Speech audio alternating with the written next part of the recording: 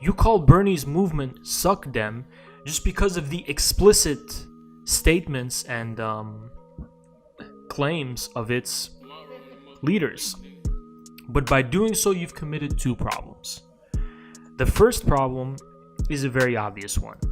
The objective essence of the movement is not reducible to explicit appearance given to it by its leaders. That's an obvious materialist 101. So that's an easy shit, right? But the second error you've committed is worse. You've committed a violent Cartesian reduction whereby, or a Kantian reduction, you can do either one, whereby you have made it seem like something that's contingent exists for itself as a universal whatever maxim. When they say we want universal healthcare, just because they didn't mention we want a communist world, which by the way is not a materialist position or statement, doesn't mean they're elevating this as a final goal that exists for itself. They're speaking to a reality that is concrete and is real in the present tense. They're speaking to the contradictions in the American politics as they actually exist. When you accuse them of being suck-dems because of what they did not do, not because of what they're actually doing, but because of what they did not do, you're knocking on an open fucking door. No one mentioned anything about that shit you're talking about. The burden of proof lies upon you to make that somehow meaningful or of any practical relevance. What the fuck does it mean to call yourself a fucking communist? You're just talking about things you don't want. Oh, I don't want a society where there's money. What does that mean practically? What does that even fucking mean? You can't even tell me what that means. Oh, I'm a communist because I want there to be no private property. Okay, but what does that entail? What does that mean? I'll tell you what it entailed in the Soviet Union and Russia. It entailed a land reform that gave small allotments of plots of land to peasants. That's what it entailed. In China, I'll even make the argument, it entails socialism with Chinese characteristics. That's how they saw it. So what does that entail for you? Because you can't collapse the essence and the appearance. There's a discontinuity. You've only arrived at a negative truth. You've said communism is a stateless, classless. Okay, but you haven't actually arrived at the positive meaning of that.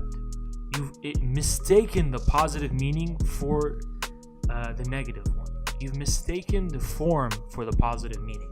Form is always negative. Tell me what that means concretely. If you want to get to the real stuff about concrete reality, you got to leave your little pseudo-Marxist study group or your little cult. You got to leave your kindergarten and you got to go out in the real world and be given to that. And it's tough. It's brutal. It's humiliating. Because why is it humiliating? Because it's always going to humiliate you. It's always going to change your perceptions. You're not going to have any preemptive knowledge going forward that's going to, exempt you from the constant humbling nature of practice, which changes what you think about the world.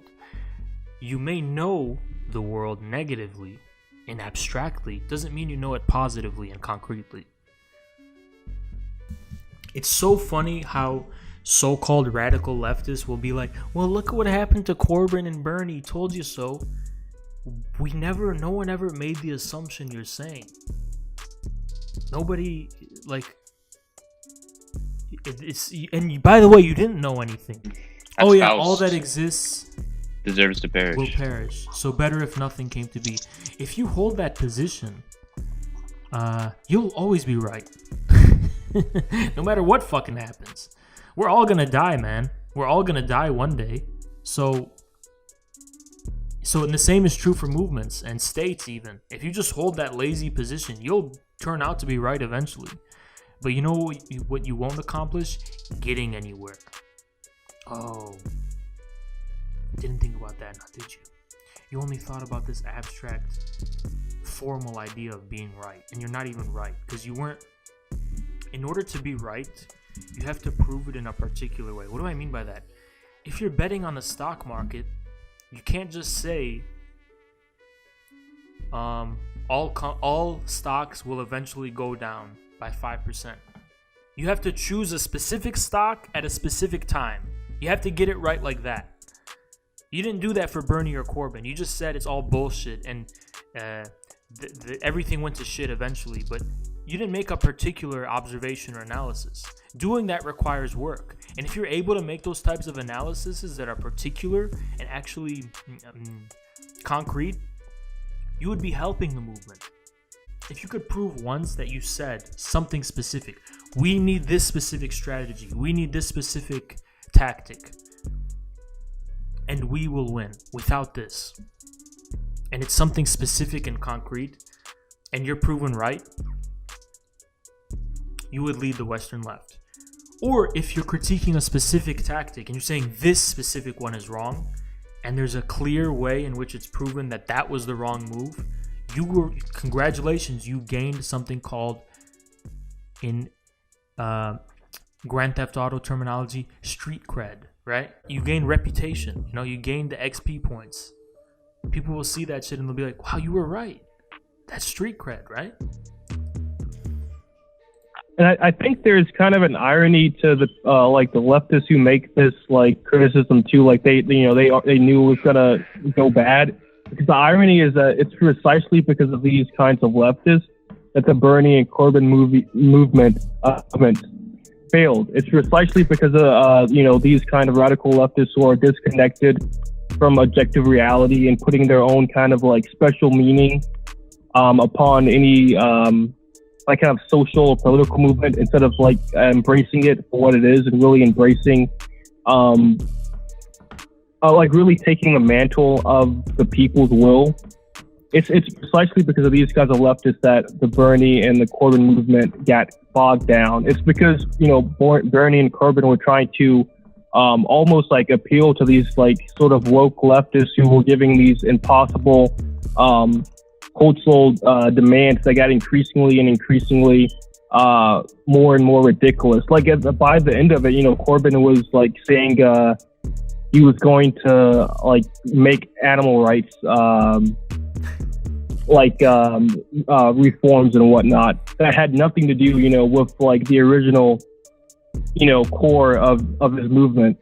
And so I think there's an irony to this because they are what I would say a big part of the problem. I'll tell you the tragedy of Sanders and Corbyn. Concrete truth and concrete victory was sacrificed in the name of things that were abstractly true. So what do I mean by that? Problems were raised on the basis of abstract problems. Let's even say, yes, abstractly it is true capitalism should be or must be abolished or will be abolished, right? Concretely, what does that mean? You see what I mean? When you exhibit this notion abstractly, you're coming at the expense of the actual concrete truth of this abstraction. So you stifle concrete victory because you're being tempted by abstract truth. Let's even say, yes, abstractly it is true capitalism should be or must be abolished or will be abolished, right? Concretely, what does that mean? You see what I mean? When you exhibit this notion abstractly, you're coming at the expense of the actual concrete truth of this abstraction.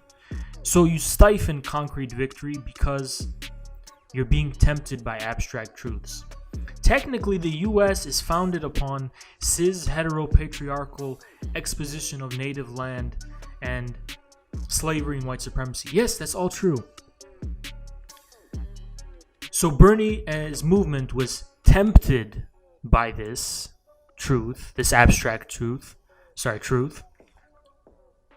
and it saw this as sufficient ground to give concessions to the self-anointed